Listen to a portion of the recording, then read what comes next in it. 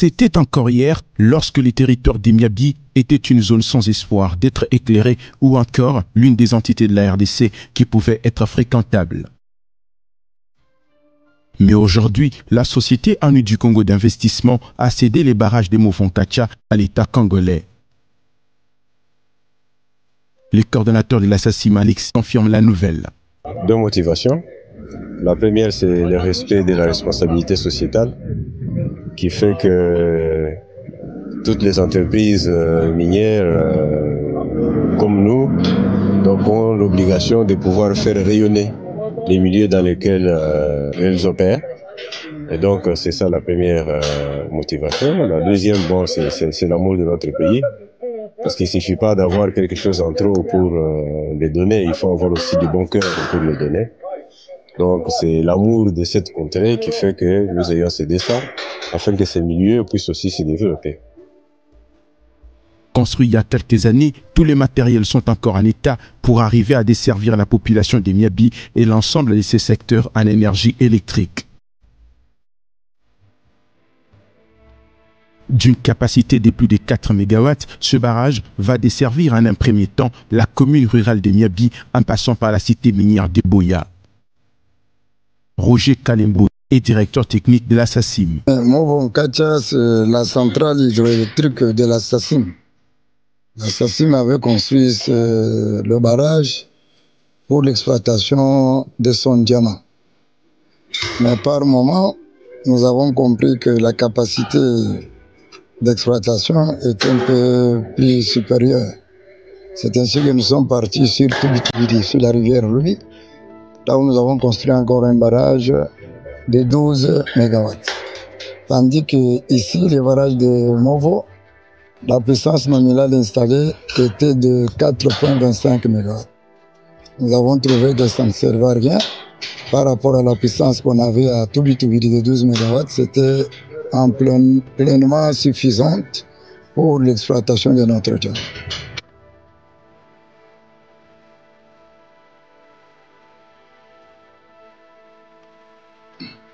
Les machines sont en état très intact. Ça n'a pas duré longtemps.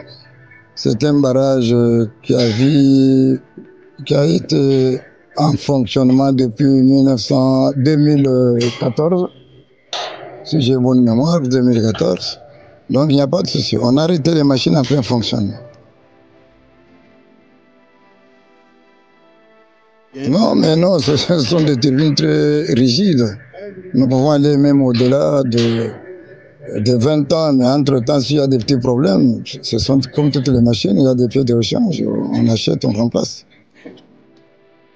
Ce projet, qui prend de plus en plus forme, traduit la volonté manifeste du chef de l'État de promouvoir les développements à la base, Martel Godé Kankou, conseiller du ministre des Finances. Il faut toujours replacer ça dans le contexte de la volonté du chef de l'État, le président de la République, qui est venu avec le grand projet que vous connaissez tous, le projet du développement à la base. Donc, ce qu'on a appelé le programme PDL 145 territoires. Donc, on a réfléchi qu'il faut maintenant, au lieu de penser seulement aux grands barrages comme Inga, il fallait aller vers les petits barrages, aller ériger des barrages dans chaque territoire en fonction de sa capacité à produire l'électricité. Donc, replaçons ça dans le contexte de l'orientation du chef de l'État.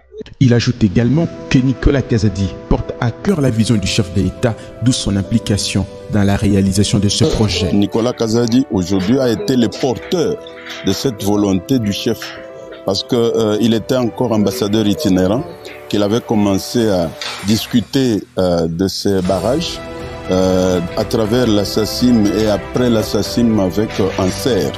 Parce que ce barrage, finalement, lorsque, comme on vous l'a expliqué tout à l'heure par les responsables de SACIM, ils ont dit que la capacité était insuffisante par rapport à leurs besoins d'exploitation.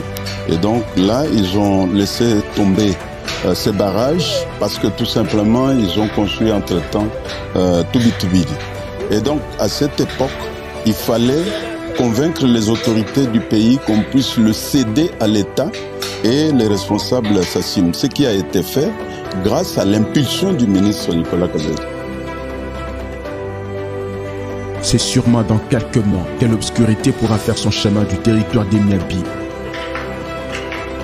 Les travaux de la ligne qui mène vers Miabi en passant par Buea sont déjà exécutés à plus de 80%, déclare Yvan Mouya, superviseur des travaux. Nous sommes en plein tirage de la ligne vers Buea et Miabi. Vous voyez, les pylônes sont déjà montés et nous y allons progressivement. Bon, l'essentiel ici, c'est de porter ou bien faire l'extension de cette énergie à travers tout le territoire de Miabi. Nous avons 4 secteurs, Tijiba, nous avons Tulundu-Merode, nous avons le secteur de Kakanaï et puis Mavonkachi. Le tirage de la ligne, nous sommes déjà pratiquement à 80%.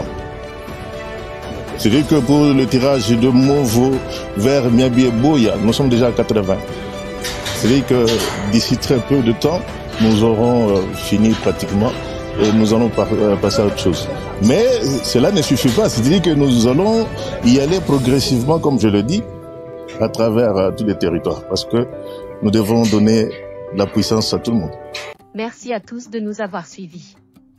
Aimez et abonnez-vous massivement à notre chaîne YouTube Tribeca Media. Au revoir et à la prochaine.